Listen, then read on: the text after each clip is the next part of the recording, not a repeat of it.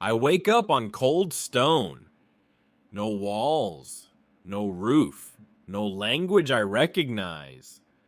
Just the sound of wind through tree and eyes watching me from the dark. This isn't history class. This isn't a documentary. This is the Stone Age. And here, intelligence doesn't matter if you can't survive the first week. There are no rules, no laws, no second chances. Every injury can kill you.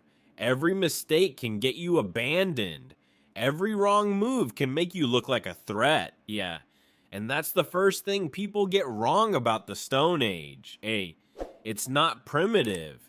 It's unforgiving. So the question isn't, how do I advance humanity? The real question is, how do I stay alive long enough to matter at all? Because in this world, knowledge is useless. If your body can't survive the environment, and the environment doesn't care who you are. The most dangerous thing in the Stone Age isn't hunger, it's people. A stranger means risk. Risk means death. So my first objective isn't fire. It isn't tools. It isn't progress. It's not being seen as a problem. I wouldn't talk much. I wouldn't point. I wouldn't correct anyone. Eye contact is controlled. Movements are slow. Hands are visible because dominance gets you killed. And weakness gets you abandoned. I'd copy behavior, carry wood, clean hides, watch children. Boring work is safe work. Trust in this world isn't earned by intelligence. It's earned by predictability. Only when people stop watching you as a variable do they stop seeing you as a threat. And until that happens, every idea I have is worthless. Night is when people die. Cold, animals, injuries that bleed out while everyone sleeps. So fire becomes priority number one. Not starting fire once, but making fire reliable. Redundancy matters more than skill. Dry tinder stored away. Multiple ignition methods. Fire never allowed to fully die. Then shelter. Not comfort meant protection. Wind direction. Ground moisture. Smoke flow. A bad shelter kills silently. I wouldn't build anything impressive. I'd build something repeatable because survival isn't about brilliance. It's about consistency. The tribe doesn't need innovation yet. It needs fewer funerals, and every night survived buys time. Hunting is gambling. Sometimes you win, sometimes you starve. So the first real revolution isn't agriculture, it's reducing randomness. I'd track seasons, plant behavior, animal patterns. Then I'd do something subtle but powerful. Move edible plants closer to camp, not farming, just influence. Seeds drop near water, roots protected, growth observed. This doesn't look like progress, but it changes survival math completely. Now, food failure doesn't mean death, it means inconvenience. And that difference is how civilizations begin. In the Stone Age, you don't die from big wounds. You die from small ones. A cut, an infection, a fever. So I'd focus on things people can see. Clean wounds heal, dirty ones rot. Fire sterilizes tools. Boiled water prevents sickness. I wouldn't explain why. I'd show outcomes. Because belief follows survival. When fewer people die, methods become tradition. And tradition is stronger than explanation.